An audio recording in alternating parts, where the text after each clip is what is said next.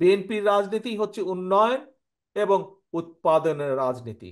আমরা বাংলাদেশের প্রত্যেকটি এলাকার সম্ভাবনাকে বের করে আনতে চাই, সম্ভাবনাকে কাজে লাগাতে চাই।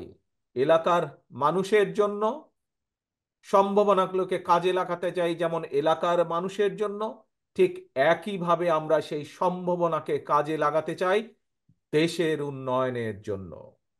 প্রিয় ভাই বোনেরা, এখন আপনাদের সামনে অল্প কয়টি রাজনৈতিক কথা বলবো আমি। এই যে আপনাদের সামনে যে সম্ভাবনার কথাগুলো আপনাদের সামনে তুলে ধরলাম, বেকারদের কর্মসংস্থানের যেই সম্ভাবনার কথা আপনাদের সামনে আমি তুলে ধরলাম, মা বোনদের যারা বেকার আছেন তাদের যে সম্ভাবনার কথাগুলো আপনাদের সামনে আমি তুলে ধরলাম, এই সম্ভাবনাগুলোকে তখনই বাস্তবায়ন করা সম্ভব যখন আপনাদের দ্বারা, জনগণের দ্বারা নির্বাচিত একটি সরকার দেশ পরিচালনা করবে।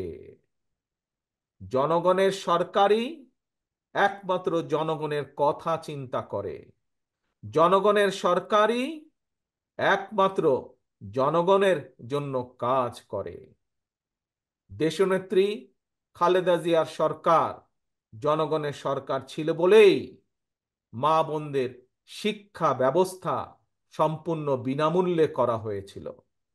প্রিয় ভাই বোনেরা, শহীদ রাষ্ট্রপতি জিয়াউর রহমানের সরকার জনগণের সরকার ছিল বলেই সেই সময় শহীদ রাষ্ট্রপতি জিয়াউর রহমানের সময় কৃষকের সেচ সুবিধার জন্য সারা দেশে খাল খনন করা হয়েছিল। প্রিয় ভাই বোনেরা, সেই খাল খনন আবার আমরা শুরু করতে চাই দেশের বন্যার পরিস্থিতি মোকাবেলা করার জন্য, দেশে শুষ্ক মৌসুমে পানি সংরক্ষণ করার জন্য, সর্বোপরি সমগ্র দেশে কৃষকরা যেন সেচ সুবিধা আবার ভালো করে পায়।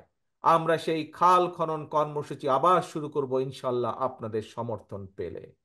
প্রিয় ভাই বোনেরা, যে কথাটি বলছিলাম আপনাদের সামনে, জনগণের জন্য, এলাকার মানুষের জন্য, সর্বোপরি বাংলাদেশের মানুষের জন্য যদি কাজ করতে হয়, তাদেরকে যদি এই সম্ভাবনার দিকে নিয়ে যেতে হয়, এই সম্ভাবনার দ্বারগুলো যদি খুলে দিতে হয়, তাহলে প্রিয় ভাই বোনেরা কথা একটি, কি সেই কথা?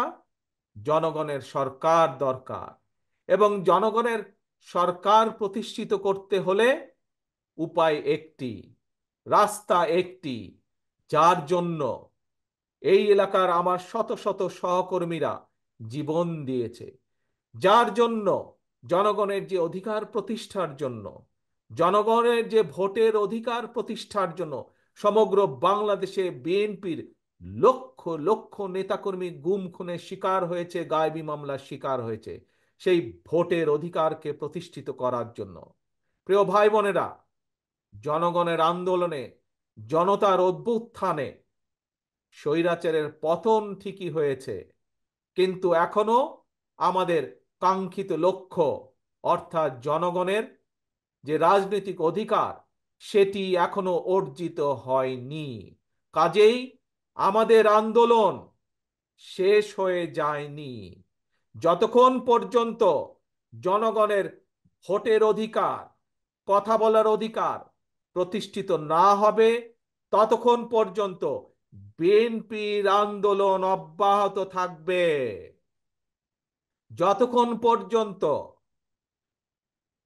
যতক্ষণ পর্যন্ত জনগণের সরকার প্রতিষ্ঠিত না হবে, জনগণের জনপ্রতিনিধিরা দেশের উন্নয়নে, এলাকার উন্নয়নে, মানুষের উন্নয়নে কাজ করার সুযোগ না পাবে, ততক্ষণ পর্যন্ত বিএনপির আন্দোলন অব্যাহত থাকবে।